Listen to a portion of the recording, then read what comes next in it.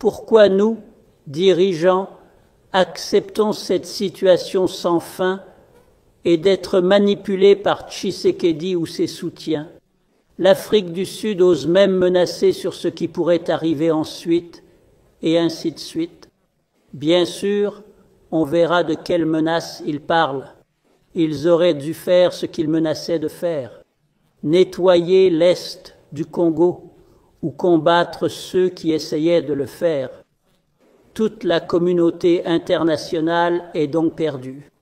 Ils ont parlé du Rwanda et du processus de Nairobi.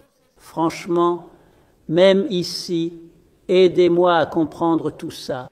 Son Excellence Paul Kagame, actuel président du Rwanda, est en train d'accuser officiellement dans une vidéo M.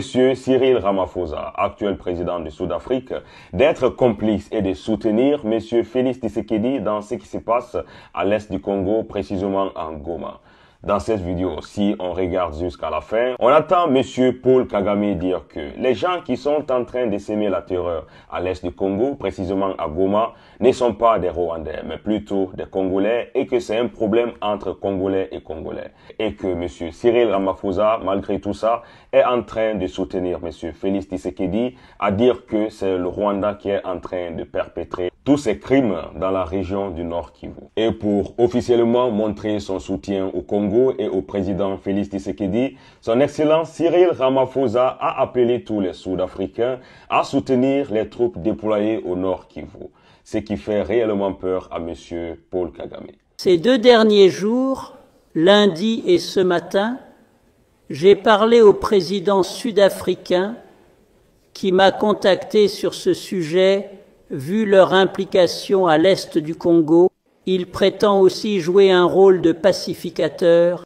Il a une force qui combat aux côtés de FDLR et affronte le M23 sur ordre de Tshisekedi, car ces gens ne devraient pas être au Congo.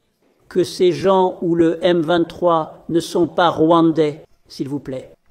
Ce sont des Congolais, il l'admet puis le nie, dit oui en partie, puis que l'autre partie vient du Rwanda.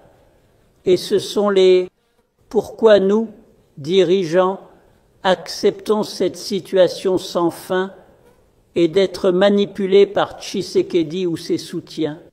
L'Afrique du Sud ose même menacer sur ce qui pourrait arriver ensuite, et ainsi de suite. Bien sûr, on verra de quelles menaces ils parlent. Ils auraient dû faire ce qu'ils menaçaient de faire: nettoyer l'Est du Congo ou combattre ceux qui essayaient de le faire. Toute la communauté internationale est donc perdue. Ils ont parlé du Rwanda et du processus de Nairobi. Franchement, même ici, aidez-moi à comprendre tout ça. Les processus sont devenus une fin en soi, leur leader plus important que les résultats.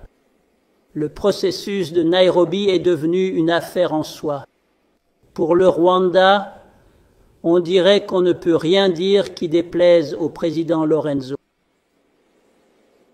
Clairement, ça n'aide pas à gérer les graves problèmes actuels. L'étau commence à se refermer petit à petit sur le Rwanda et M. Paul Kagame.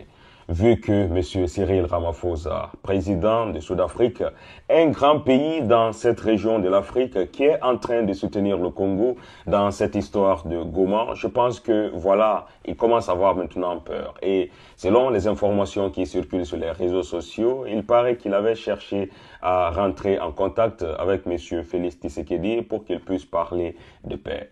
Si c'est réellement vrai, je pense qu'il devait penser à ça depuis très longtemps. Parce que dans cette vidéo que nous venons de voir, on a vu comment est-ce qu'il était en train de dire que les gens qui sont rentrés dans Goma ne sont pas des Rwandais, mais plutôt que c'est des Congolais et que c'est une histoire entre Congolais et Congolais. D'après ces dernières images qui circulaient sur les réseaux sociaux et sur les ondes des médias internationaux, on a constaté que les gens qui étaient réellement à Goma n'étaient pas que seulement des Congolais. Et même s'il y avait des Congolais dedans, il faut dire que la plupart d'entre eux, c'était des Rwandais.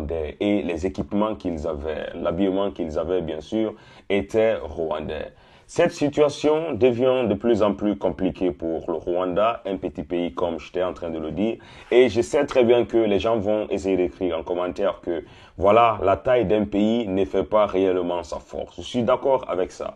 Mais si l'Afrique du Sud plus le Congo mettent leurs efforts ensemble pour combattre le Rwanda, je pense que le tour est déjà joué. Et on ne veut pas partir jusqu'à ce niveau. Tout ce qu'on veut, c'est que, voilà, d'après les allocutions de M. Félix Tshisekedi aujourd'hui, il était en train de dire qu'il est encore ouvert à des dialogues qui pourront résoudre ce problème qui est en train de durer depuis très longtemps. Et si on voit comment est-ce que le problème-là est arrivé jusque-là, on ne doit pas se poser plusieurs questions.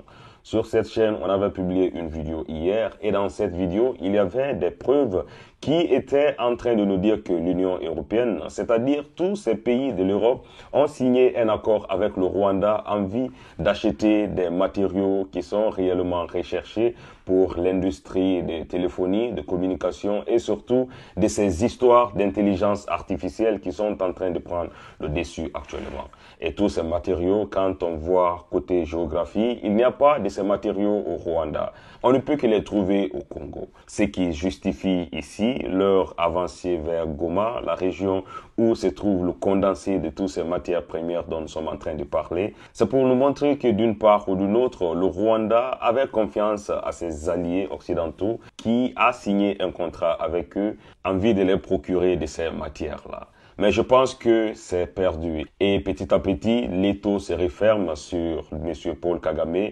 Tout ce qu'il va faire, c'est de passer à la négociation. Et surtout, s'il ne fait pas attention, je pense qu'il va perdre lui aussi quelques parties de ses territoires. Sur ce, mes frères, que pensez-vous de cette déclaration de M. Paul Kagame à l'encontre de M. Cyril Ramaphosa? Est-ce que le président sud-africain a le droit de mixer ou bien de soutenir officiellement M. Félix Tshisekedi? N'hésitez pas à les laisser en commentaire et on se retrouve à très bientôt, mes frères et sœurs.